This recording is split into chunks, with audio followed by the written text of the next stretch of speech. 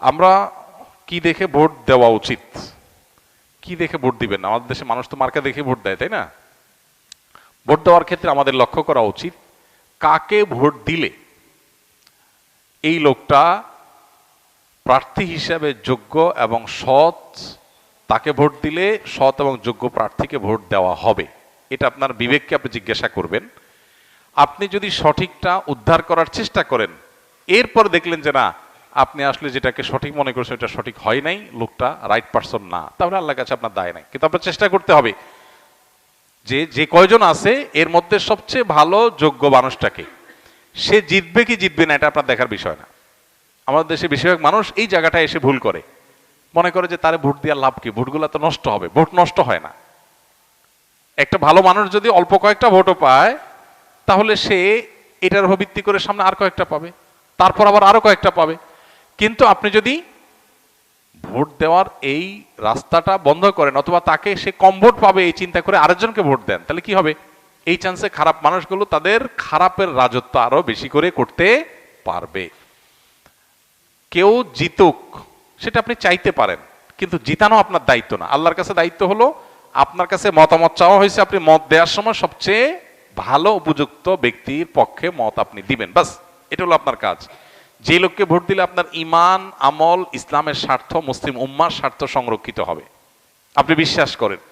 যাকে ভোট দিলে দেশের সার্বিক উন্নতি হবে, চুরি ডাকাতি হবে না, দুর্নীতি 2 নম্বরই হবে না, যে কারণে আমাদের দেশ পিছিয়ে আছে। পৃথিবীর বহু দেশের তলানিতে আমরা পড়ে আছি। যাকে ভোট দিলে আমরা সেখান থেকে উঠার রাস্তা পাবো, তাকে আপনাকে ভোট দিতে হবে।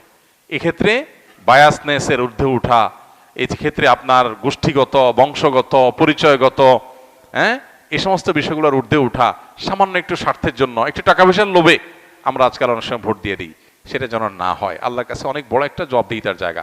নবীজি বলেছেন, ইদা উসিদাল আমরু ইলা গায়রি আহলিহি ফান্তাজিরিস সাআ, অযোগ্য মানুষকে যখন কোনো জায়গায় বসানো হবে, অপাত্রে যদি মানুষ তার মতামত দেয়, বা কোনো অযোগ্য মানুষকে যদি কোনো যোগ্য মানুষের চেয়ারে বসানো হয়, তাহলে কিয়ামতের অপেক্ষা করবা তোমরা। এটা কিয়ামতের আলামত।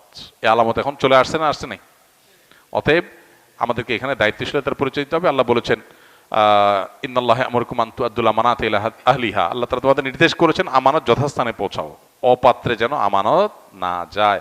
আল মুস্তাশারু মু'তামান, একজন মানুষ তার মতামত চাওয়া হলে, পরামর্শ চাওয়া হলে, তখন সে আমানতদার হয়ে যায়, তার কাছে এটা আমানত হয়ে যায়। অনেক বড় একটা ব্যাপার। আমানতের খেয়ানত করলে এর ভয়াবহতা অনেক বেশি, এবং যত অপকর্মের দায় আপনাকে নিতে হবে, বিশেষ করে এই সুযোগ পেয়ে যত অপকর্ম সে করেছে, যদি আপনার ধারণা থাকে যে সে এই টাইপের কাজ করতে পারে, তাহলে সৎ মানুষ, নেককার মানুষ, দিন, উম্মাহ, ইসলাম এবং দেশের সার্বিক কল্যাণ বিবেচনা আপনাকে করতেই হবে।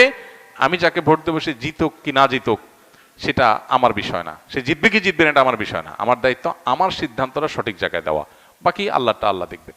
আল্লাহ যদি তারে সুযোগ না দেন, সেটা আমাদের অযোগ্যতার কারণে আল্লাহ দেন না, কিন্তু আমার দায়িত্ব আমি সঠিকভাবে পালন করতে হবে। আল্লাহ আমাদেরকে তৌফিক দান করুন। কোন আলেমগণ বলেছেন ঈমান টিকিয়ে রাখতে হলে ভোটে অংশগ্রহণ করা যাবে না।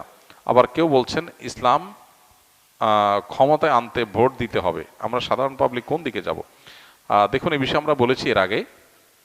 হ্যাঁ, যারা মনে করছেন যে গণতান্ত্রিক বিধি ব্যবস্থায় আপনি ভোট দেওয়া মানে হলো গণতন্ত্র টিকিয়ে রাখা, প্রতিষ্ঠা করা, এখানে ইসলামের পথ রুদ্ধ করা, ইত্যাদি ইত্যাদি অনেক যুক্তি পেশ করে ভোট দিতে নিরুৎসাহিত করেন এক শ্রেণীর আলেম বা এক শ্রেণীর মানুষ।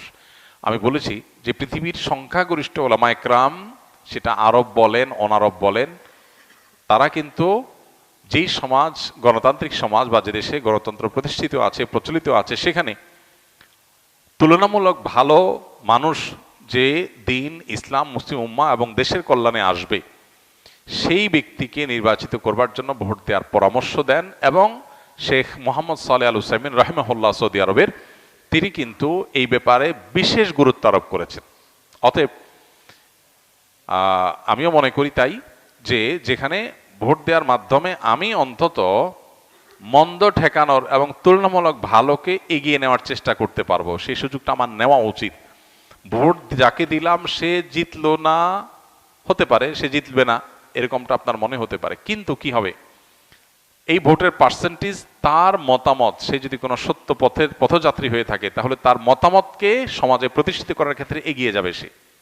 সমাজে প্রভাব তৈরি হবে যে এত পার্সেন্ট মানুষের মতামত এটার কারণে সমাজের বা রাষ্ট্রের নীতি প্রভাবিত হবে। এই জন্য আপনার একটা ভোট গুরুত্বপূর্ণ। আমি মনে করি যে ভোট দেওয়ার চেষ্টা করা উচিত যদি সুযোগ থাকে। আর যে সমস্ত ওলামা একরাম বলছেন না দেওয়া থেকে বিরত থাকা উচিত, ওনারা একটা দৃষ্টিভঙ্গি থেকে বলছেন, আল্লাহর কাছে তাদের ইস্তেহার জন্য তারা আজর পাবেন নিশ্চয়ই। আর ওলামাদের এই মত পার্থক্য এটা ইসলামের সৌন্দর্য। তবে আমরা সাধারণ মানুষ যেটাকে সঠিক মনে করি সেটা করব, অন্যটার বিরুদ্ধে উঠে পড়ে লেগে আমরা গতানুগতিক সিস্টেম অনুযায়ী যে একজন আরেকজনের বিষোদ্গার করা, সেটাতে আমরা কোনো অবস্থাতে যেন না যাই, সেটা খেয়াল রাখতে হবে। সোশ্যাল মিডিয়াতেও দেখা যায় এটা নিয়ে প্রচুর পক্ষ বিপক্ষে আপনার কথাবার্তা বলা হয় এবং অহেতুক নিজেদের আমল আখলাক নষ্ট করা হয়। এটা যেন না হয়। মতামত থাকতেই পারে, আমাদের সবার উদ্দেশ্য আল্লাহর সন্তুষ্টি, আমাদের সবার উদ্দেশ্য এজ এ মুসলমান কোরআন এবং হাদিসের উপর টিকে থাকা। ইস্তেহাদ বা গবেষণা এটা কিয়ামত পর্যন্ত এটার রাস্তা ওপেন থাকবে। আপনি কোনো মুস্তাহিদের অনুসরণ করছেন তো অন্য মুস্তাহিদকে বা তার অনুসারীদেরকে গালিগালাজ করার অধিকারের মাধ্যমে আপনি পান নাই। এই জিনিসটা আমাদেরকে খেয়াল রাখতে হবে। আমার বয়স 35। এইচএসসিতে পড়াকালীন সময়ে ধীরে ধীরে চুল পাকা শুরু করে বর্তমানে প্রায় 90% চুল পেকে গিয়েছে। এমত অবস্থায় সমাজ এবং কি লিখছেন, যাই হোক, সমাজে চলতে বিব্রত বোধ করি এবং হাস্যরসের মুখোমুখি হই। তাই নিয়মিতভাবে চুলে কালো রং ব্যবহার করি। এতে কি আমার ওযু, নামাজ, রোজা প্রভৃতি বাতিল হয়ে যাবে? চুলে বা দাড়িতে আপনার কালো রং, শুধু কালো রং ব্যবহার করলে সেটা গুনাহ। নবী সাল্লাল্লাহু আলাইহি ওয়াসাল্লাম বলেছেন, কারো চুল যদি সাদা হয়ে যায়, দাড়ি যদি সাদা হয়ে যায়, সেজন্য এটাকে ভিন্ন কালার দিয়ে রং করে, একদম ধবধবে সাদা অনেকে রাখে। এটা হাদিসে প্রশংসিত কোনো কাজ না, বরং নবী সাল্লাল্লাহু আলাইহি ওয়াসাল্লাম বলেছেন, গাইয়িরু হাযা শাইয়িব, তোমরা এই যে ফুল ধবধবে সাদা হয়ে যাচ্ছে এগুলোকে চেঞ্জ করো। তো সে চেঞ্জ করার জন্য যদি কেউ মেহেদি অথবা এই জাতীয় কোনো ন্যাচারাল কিছু ব্যবহার করে সেটা ভালো। তবে ওয়াজান্নাবুস-সাওয়াদ, নবীজি বলেছেন যে আর যাই হোক কালো যেন না হয়। কালো কালার করাটা এক ধরনের প্রতারণার অংশ হয়। এই যুবক হয়তো তার শারীরিক কোনো অসুবিধার কারণে তার চুলের রং চেঞ্জ হয়েছে, অনেকে তো বয়সের কারণে হয়, সাধারণত বয়সের কারণেই তো হয়। সো সে কালো রং ব্যবহার করা মানে হলো বয়স লুকানো, এই চেষ্টাটাও তো আছে।